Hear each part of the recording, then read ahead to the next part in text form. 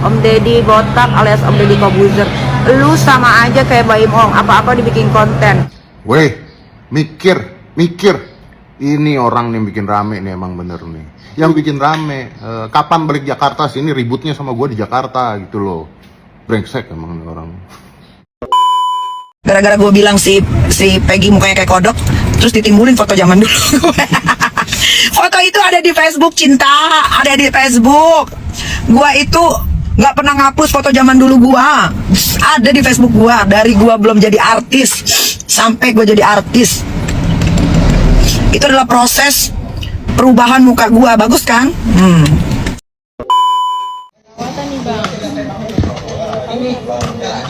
Udah pakai filter juga si Peggy mukanya mendasar jelek, mau jelek aja udah. Tuh endorse tuh klinik. Siapa tahu mau endorse si Peggy. Setiawan nggak tahu diri, nggak tahu adab, nggak tahu terima kasih.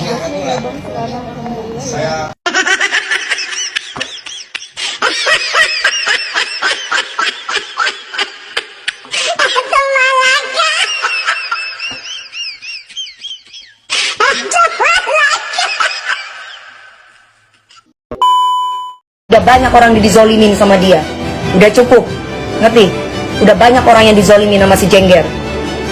Semua setiap ada masalah ikut, udah cukup. Semua diadu domba, lu bukan siapa-siapa, lu nggak punya skill apa-apa. Ya, nggak ada kelas-kelasan, bukan masalah papan atas, papan selenger, nggak ada. Tapi ini orang sudah kurang ajar kalau macam-macam lagi. Gua sikat lu macam-macam lu Jengger. Ingat itu, ya. Kalian sadar nggak ada yang kembali ke setelan awal? Yang sekarang lagi koar-koar ribut mengenai Peggy, ya kan? Koar-koar dia guys, sampai menghina-hina profesi tukang bangunan, si orang miskin, orang apalah nggak pantas jadi artis. Pokoknya dia menghina sehina-hinanya. Aku nggak tahu nih masalah dia ini sama Peggy apa gitu ya. Kok tiba-tiba dia sampai seperti itu bencinya sama laki-laki ini. Padahal sebelum-sebelumnya waktu dia jalan sama Pak Ajudan itu, dia tuh berubah kayak bunglon gitu loh. Lagi dekat pohon warnanya hijau, lagi dekat laut warnanya biru, lagi dekat tai warnanya kuning gitu kan. Nah, sekarang putus dari Pak Ajudan itu, dia kembali dah tuh koar-koar, ya kan? Kemarin-kemarin kalian aja tuh yang percaya dia itu berubah, kalian puji-puji.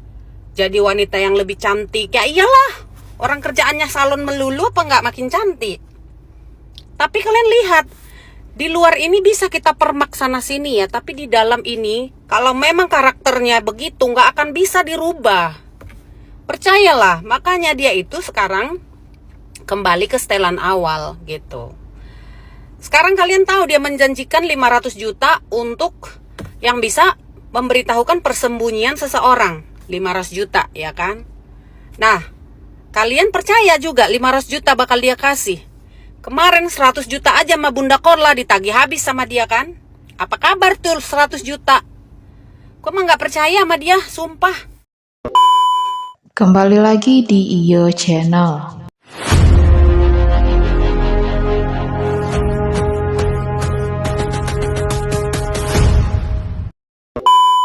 Baiklah, kali ini saya masih akan membahas tentang kasus Vina Cirebon, yaitu tentang sikap Nikita Mirzani sentil Peggy Setiawan disorot praktisi hukum. Untuk video selengkapnya simak cuplikan berikut ini. Bismillahirrahmanirrahim. Saya akan coba tanggapi video Nikita Mirzani ya. Katanya saya susah menghadapi orang miskin, sudah nggak punya isi otak, nggak punya isi rekening. Kalau kamu punya isi otak bangke ya, Nikita Mirzani lontek ya, kan kamu tidak pansos ya sama tukang bangunan ya. Tukang bangunan lebih punya akhlak moral daripada otak kamu ya. Itu pertama. Kedua, kayaknya kamu ya, kami tidak perlu mengemis. Kami makan udah cukup ya. Apa yang kamu makan itu yang kami makan ya. Kamu makan daging setiap hari, kami makan daging setiap hari ya. Kami uang halal loh ya, daripada uang hasil melacur. Siapa yang sudi ya? Kami nggak butuh. Dan kami netizen di sini, apalagi kami orang politik, kami tidak pernah melihat pangkat orang. Kamu mau kaya, kamu mau pangkat kamu tinggi, itu bukan masalah. Saya punya prinsip dalam hidup saya. berdiri sama tinggi, duduk sama rendah. Itu yang ada dalam diri saya. Saya tidak pernah lihat pangkat orang saya, ya. Dan saya tidak pernah memandang harta orang, ya. Apalagi harta hasil melacur, buat apa, ya. Kami rakyat Indonesia, netizen Indonesia, walaupun kami miskin, halal kami dapat makanan untuk menafkahi anak kami, ya. Bagaimana dengan kamu? Ini negara bukan warisan otak bapak kamu, ya. Jadi jangan semena-mena di negara ini, ya. Dan kami tidak pernah numpang makan sama kamu. Lagi pula nih kita Mirzani, kamu kaya, ya. Kami tidak akan ngemis sama kamu. Kami juga mikir-mikir, ya. Kami nggak mau, ya, makan uang haram. Kami nggak butuh uang haram kami, ya. Kami sehat, kami bisa kerja. Kami dapat uang hasil keringat kami sendiri, walaupun 1000 perak. Daripada kamu dapat uang sekarung, kalau itu hasil ngangkang, buat apa, ya. Itu cukup akan mengantar kamu ke neraka, ya. Kalau kamu merasa diri kamu intelek, kamu merasa diri kamu mampu, kamu merasa diri kamu cerdas, kamu tidak akan numpang pansos, ya, sama buruh bangunan, ya. Jadi alangkah menyedihkan kelakuan kamu, Nikita Mirzani. Setiap orang yang lagi viral selalu disenggol-senggol, ya. Saya nggak tahu anak ini kapan dia makan hasil yang halal, yang dinikmati, biar otaknya itu rada jernih, ya. Kami akan mengikuti gaya lawan kami. Lawan kami baik, kami lebih sopan. Lawan kami kurang ajar, kamu kasih 1, saya kasih kamu 3. Itu prinsip. Mending kamu kasih contoh yang baik buat anak-anak kamu, biar anak-anak kamu ada masa depannya. Kasihan kan, ya. Kamu punya anak 3 loh, kasihan anak kamu, ya. Seorang ibu adalah cermin buat anak-anaknya, ya. Masa iya dari keturunan ke keturunan kehidupan anak hanya akan jadi sampah, ya. Harus ada membenahi diri. Kalau sekarang kita tidak lebih baik, kita berharap anak kita besok lusa lebih baik, ya. Itu keinginan seorang ibu, ya. Setiap pada yang ini yang viral selalu aja disenggol, selalu disenggol, ya. Tenar hasil caci maki orang, ya. Apa yang kamu tuh bukan orang gak punya hati, Nikita Mirzani, ya. Kami bukan gak tahu kamu sakit hati kalau kamu dicaci maki orang, ya. Tapi kamu harus balik ke belakang, ya. Soal sopan santun, dihargai atau tidak sama orang itu tergantung otak kamu. Kalau kamu sudah menanam kebaikan, tidak mungkin orang mencaci maki kamu. Dia bukan orang gila, ya. Jangan pernah kamu menyakiti rakyat, apalagi kami orang miskin. Kami orang miskin ibarat satu tubuh, Nikita Mirzani. Kalau satu ya sakit, maka sakit semuanya, ya. Kami dibangun oleh Pancasila, kami dipersatukan oleh bahasa, ya. Jika satu sakit, maka sakit semuanya, ya. Dan kami tidak tinggal diam.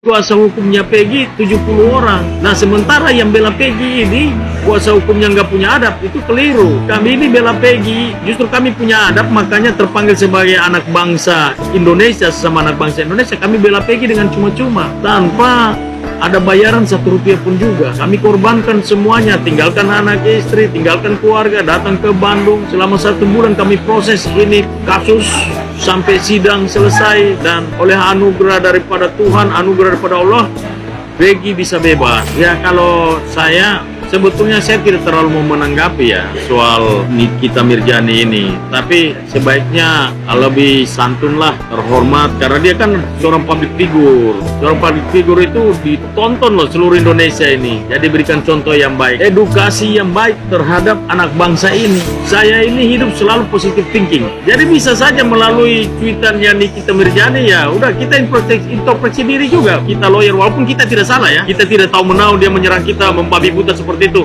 nggak tahu motivasinya apa, tetapi biarlah ini juga menjadi pembelajaran buat kita, kan nanti masyarakat yang menilai. Kami tidak terlalu mau menyikapi dengan bagaimana, karena masih ada pekerjaan yang lebih penting yang harus kita lihat ke depan.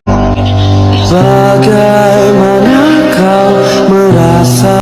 sebenarnya gue nggak pernah sih mau ikut-ikutan persoalan Kak Nikita Mirzani sama siapapun gitu. Menurut gue ya udah, itu pendapatnya dia, itu opininya dia, dan gue menghargai dia selama ini gitu.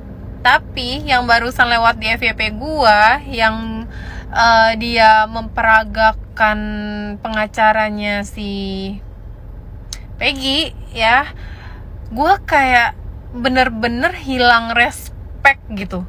Kenapa sih harus face shaming kayak gitu, yang menurut gue nggak perlu dilakukan seorang public figure yang dimana harusnya dia itu menjadi contoh atau panutan orang. Memang benar etikanya si Peggy itu begitu keluar dari penjara, dia itu harus langsung menemui Kang Deddy, yang dimana Kang Deddy itu mengambil andil paling besar untuk supaya dia itu bebas gitu ya.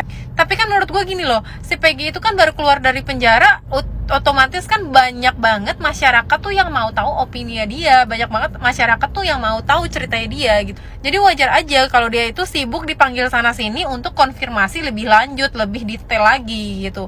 Dan yang kita tahu, si Kang Deddy pun bukan orang sembarangan, dia pun bukan orang yang pengangguran yang kapan aja bisa ditemuin gitu. Jadi menurut gue di sini hanya bentrok waktu antara Peggy sama si Kang Deddy yang mungkin belum ketemu waktunya untuk bertemu.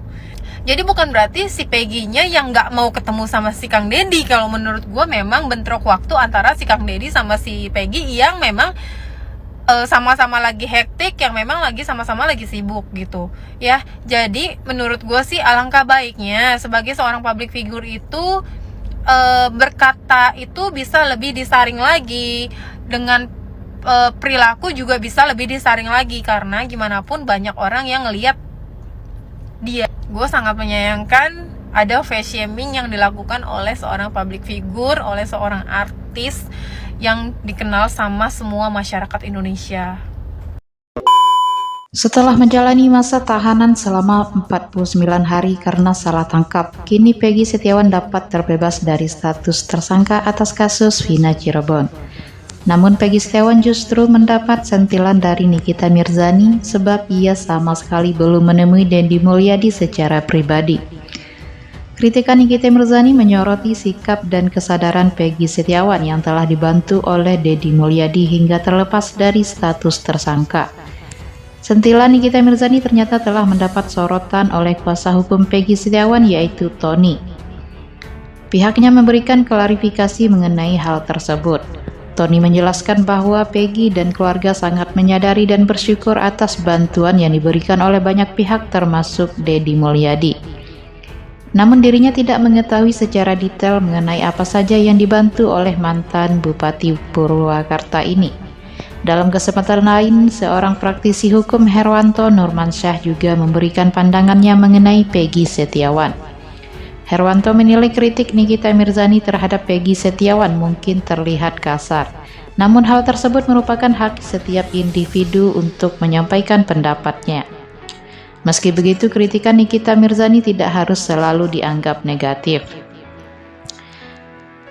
Menurutnya penting bagi Peggy untuk memahami bahwa setiap kesempatan yang ia miliki harus diiringi dengan persiapan yang matang.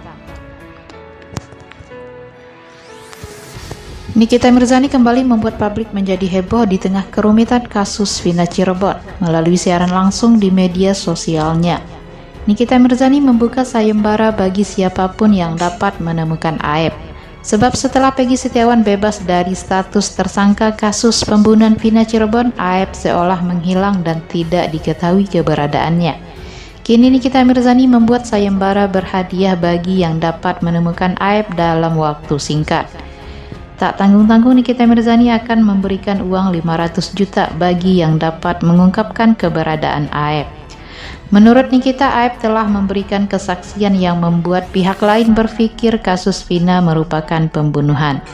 Nikita akan menepati janjinya dan tidak peduli sosok yang menemukan Aep dari kalangan mana saja.